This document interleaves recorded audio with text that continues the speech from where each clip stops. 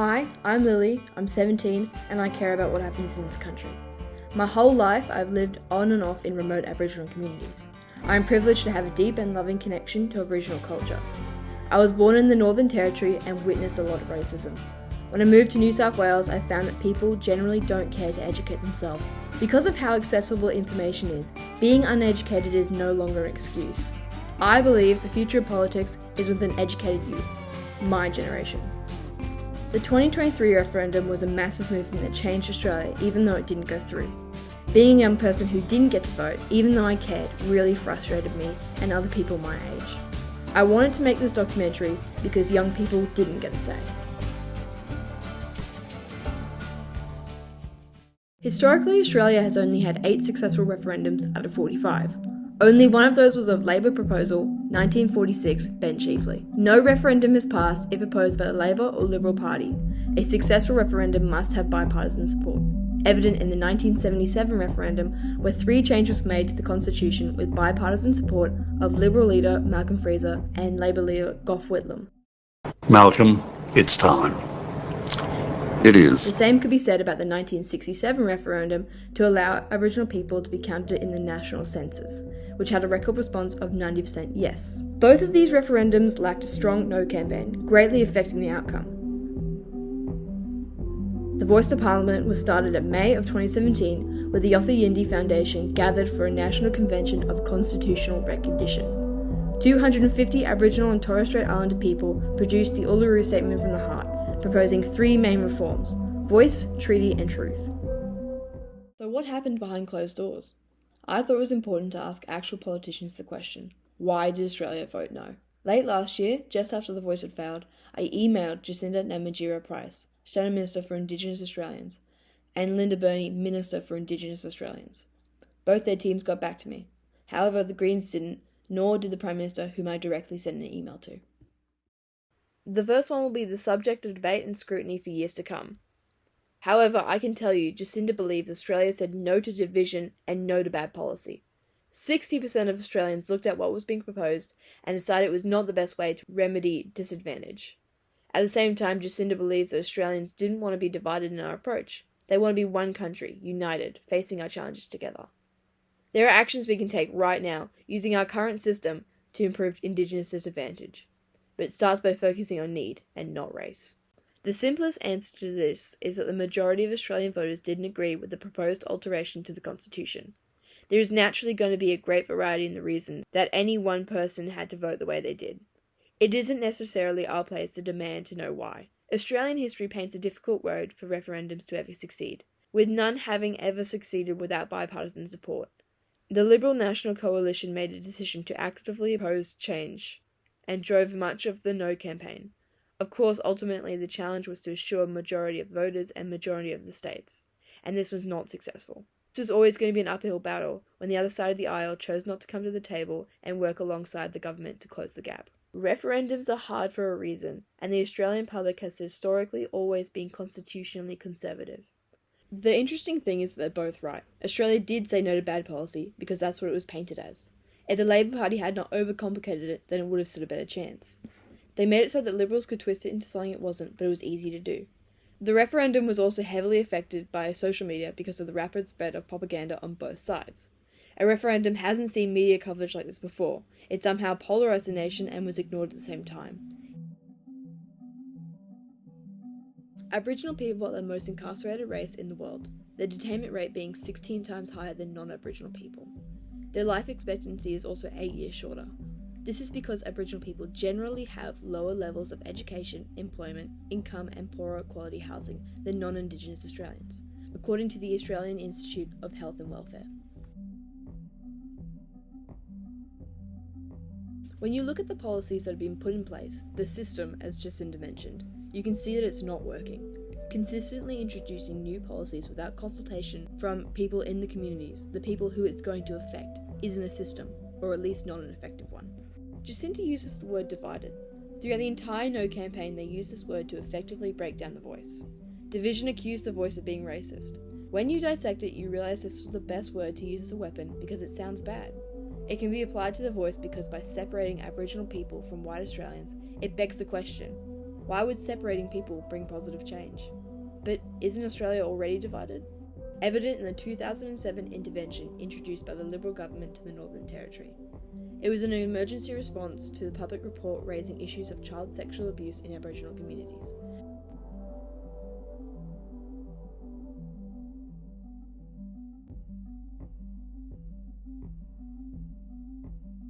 Howard's government intervention comprised of the restriction of alcohol, invasive medical checks of children, quarantining 50% of welfare payments for basics like food, enforced school attendance, rid of permit systems on Aboriginal land, and ban of possession and distribution of pornographic material.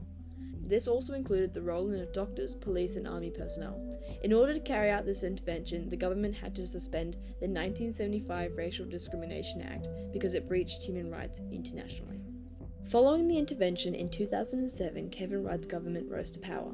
In 2008, super shires were introduced to the Northern Territory, where 70 local community councils were amalgamated into 8 shires. For Ngukurr, the decisions were administrated from Catherine, taking over the running of institutions and programs in the community, effectively taking away opportunities for Ngukurr residents to be involved in decision-making about their community. Nana ngini Angelina, Joshua, ya lagi nyengar Ngukurr, nyenarangawandara. My name is Angelina, Joshua, and Miburo Ropa, and my skin name Watan, and my dream name Wana. It's hard to say why, but it's no different. We're all equal. Indigenous people have to just get over it and move on. Same as white people, like Monanga, right?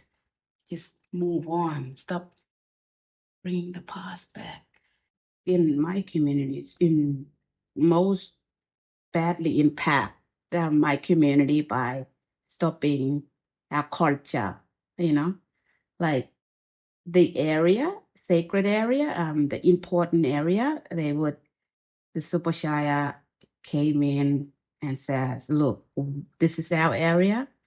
There's different specific area that they claimed, they owned it, especially for one example, the swimming pool.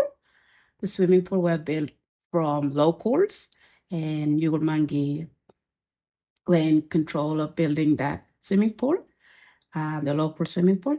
And when the super shire came in, they took over that. They took over a couple of organization area. Yeah, which is bad. So we had to follow the Western way, How did you feel about Bayura?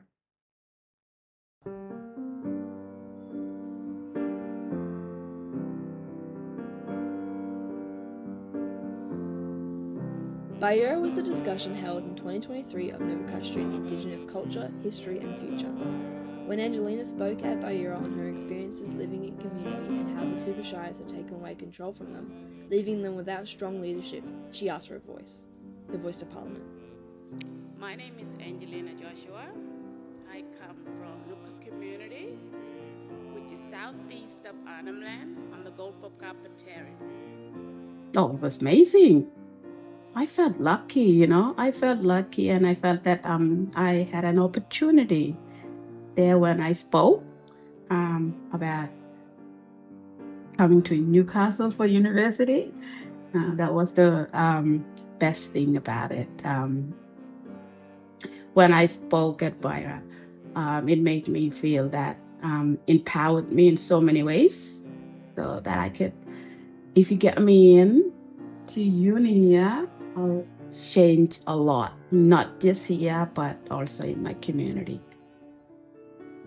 I think it had a positive impact, at least from my perspective, specifically for the young people involved in it, because I witnessed quite a lot of people, not just in our group, but in the drama group, learning more than they probably would if they hadn't signed up for it, or if they were just doing their Indigenous perspective here.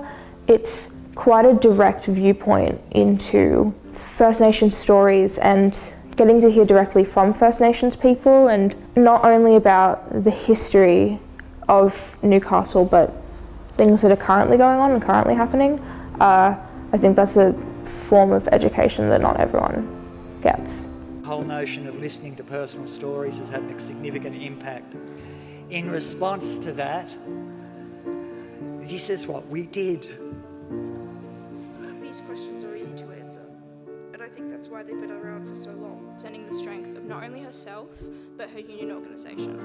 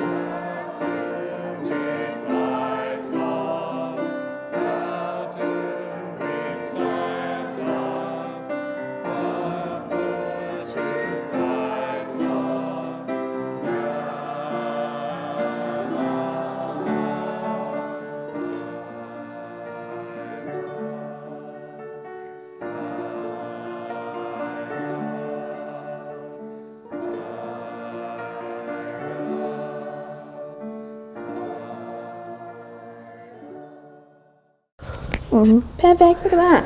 Yeah, because then it actually gets my voice. Yeah, just put it in my pocket. I thought you were flipping off the camera for a second. I was like, Lily! Really? Okay, are you ready? Yes, we are. When the referendum first came out, I was excited for the thought of actually giving people who have been silenced for so long a voice and letting them have a decision in what goes on in their lives and with their culture. And now that it's been voted against, I feel like it's a major step back for not just Australia, but for the world. I mean, I'm a little bit scared for our generation to be in charge, but that's mostly just because of how we are now and how we grew up. But I think we'll be better. I think we'll definitely, compared to who we have in government right now and everything that Albanese is doing is not enough. I think that our generation would be a much better government for Australia than anything, and because of what we've had to live through, because of the voice and how it got taken away, I think that once our generation goes into adulthood and power, you could say, I think it's going to be better. I think they'll actually remember what it was like when we were kids, when we were this age, and not being able to vote or even have a voice. They might actually listen. You have to remind yourself a lot, I think, of how privileged you are. Not just to live in a country that is, advanced technologically and with medicine and everything, but also acknowledging the privilege that you have that you probably shouldn't. Like privilege as being a white person and growing up in a middle-class family and getting an education. I genuinely thought it was going to be a yes. I really did. I heard a lot of people saying that they were concerned, but I guess I didn't think that there was going to be a way that the majority of people would say no. I don't know if that's an optimistic viewpoint. I suppose it was now, looking back, but I guess it's just confronting because you want to believe the best in people. So.